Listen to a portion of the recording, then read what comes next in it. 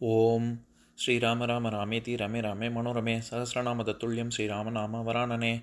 உலகம் யாவையும் தாமுழா வாக்கலும் நிலைபெறுத்தலும் நீக்கலும் நீங்களா அழகிலா விளையாட்டுடையார் அவர் தலைவர் அன்னவர் சரண் நாங்களே. எத்திர எத்திர ரகுநாத கீர்த்தனம் தத்திர தத்திர கிருத்தமாஸ்தகாஞ்சலிம் வாஷ்பவாரி பரிபூர்ணலோச்சனம் மாருதிம் நமது ராட்சசாந்தகம். அஞ்சிலே ஒன்று பெற்றான் அஞ்சிலே ஒன்றைத் தாவி அஞ்சிலே ஒன்று ஆறாக ஆரியர்க்காக ஏகி அஞ்சிலே ஒன்று பெற்ற அணங்கைக் கண்டு அயலாரூரில் அஞ்சிலே ஒன்றை வைத்தான் அவன் எம்மை அழித்துக் காப்பான். இன்னைக்கு நம்ம கம்பராமாயணத்துல பாலகாண்டத்துல திருவதார படலத்துல 65வது பாட்டு பார்க்க போறோம். அவ்வரம் தந்தனம் இனித்தேர் கொணர்தி என அருந்தவத்தோன் அறைதலோடும் வெவ்வரம் தின்று அயில் படைக்கும் சுடர்வேலோன் அடியிறைஞ்சி வேந்தர் வேந்தன் கவ்வை ஒழிந்து உயர்ந்தனன் என்று அதிர்குரல் தேர் கொணர்ந்து இதனில் கலைவலாள செவ்வினுதல் திருவினோடும் போந்து ஏறுக என ஏறிச் சிறந்தான் மன்னோ. இதுதான் பாட்டு. இப்ப பதம் பிரிச்சு பொருள் பார்க்கலாம்.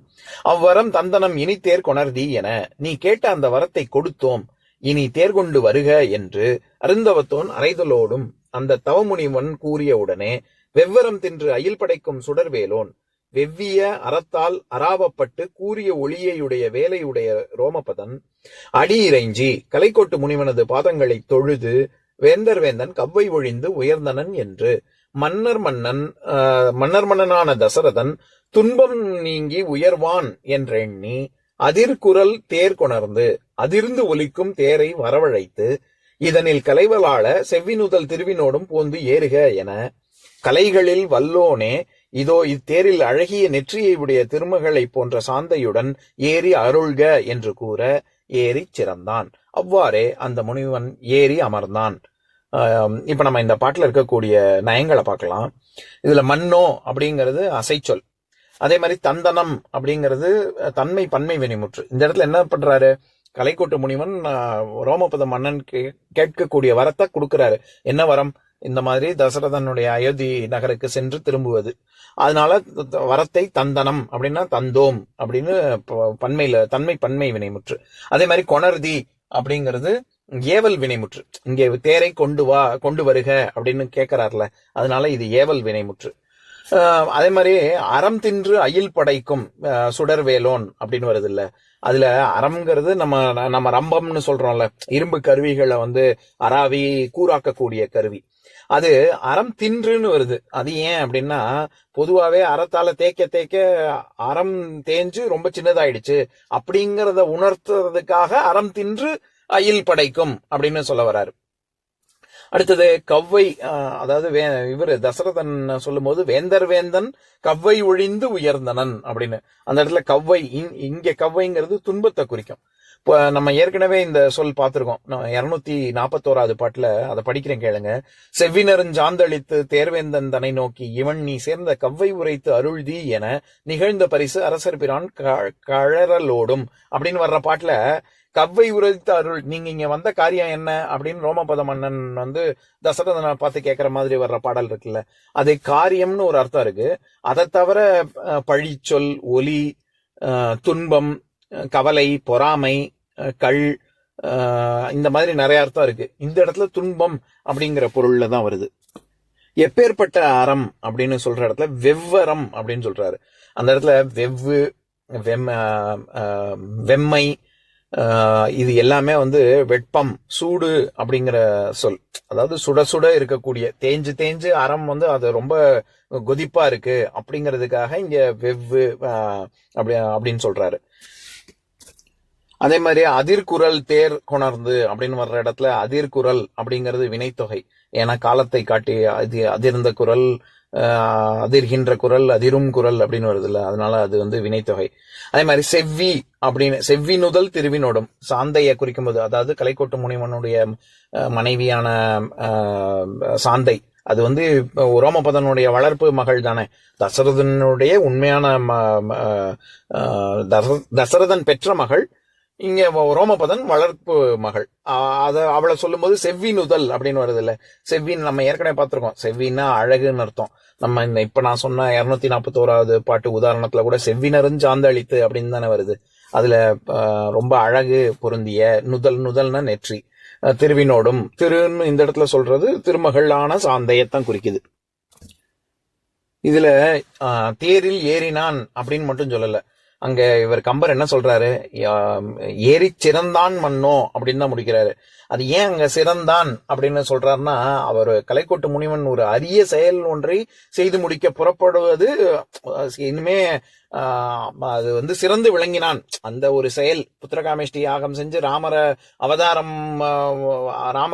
அவதாரம் செய்வதற்கு இவர் ஒரு முக்கியமான ஒரு கர்த்தாவா இருக்கார்ல, அதனால இவர் சிறந்து விளங்கினான் அப்படிங்கறதுனால ஏறி சிறந்தான் அப்படின்னு சொல்றாரு. தசரதனை பத்தி சொல்லும் போதும் வேந்தன் கவ்வை ஒழிந்து உயர்வான் அப்படின்னு தானே வரணும். இனிமே தானே உயர போறான், துன்பம் நீங்கி உயர போறான். ஆனா அவர் என்ன சொல்றாரு, இது கவ்வை ஒழிந்து உயர்ந்தனன் அப்படின்னு இறந்த காலத்துல சொல்றாரு. ஏற்கனவே அவனுக்கு துன்பம் நீங்கிடுச்சு அப்படின்னு. அந்த இடத்துல இந்த மாதிரி காலம் பிறண்டு சொல்வது உறுதியை குறிக்குது. நான் ஏற்கனவே எப்பவும் சொல்ற உதாரணம் தான், திருக்குறள்ல கடவுள் வாழ்த்துல மலர்மிசை ஏகினான் மானடி சேர்ந்தான் நிலமிசை நீடு வாழ்வார் அப்படிங்கிற இடத்துல மலர்மிசை ஏகுவான்னு தான் வரணும். இனிமே தானே இதே தாமரையில மாண்பு மிக்க அடி சேர்ந்தவர்கள் அவர்களுடைய இதே தாமரையில கடவுள் உட்காருவார் அப்படின்னு தானே சொல்லணும். உட்காருவார், இனிமே தான் உட்கார போறார் அப்படின்னு தானே சொல்லணும். ஆனா மலர்மிசை ஏகினான் அப்படின்னு ஏற்கனவே உட்கார்ந்துட்டார். அது விரைவு நோக்கி உறுதி நோக்கி வருது. விரைவு நோக்கியும் வரும், உறுதி நோக்கியும் வரும். கண்டிப்பா நடக்கும் அப்படின்னு. அதனால இங்க இறந்த காலத்துல சொல்றாரு கவ்வை ஒழிந்து உயர்ந்தனன் அப்படின்னா ஏற்கனவே உயர்ந்துட்டான் அப்படின்னு.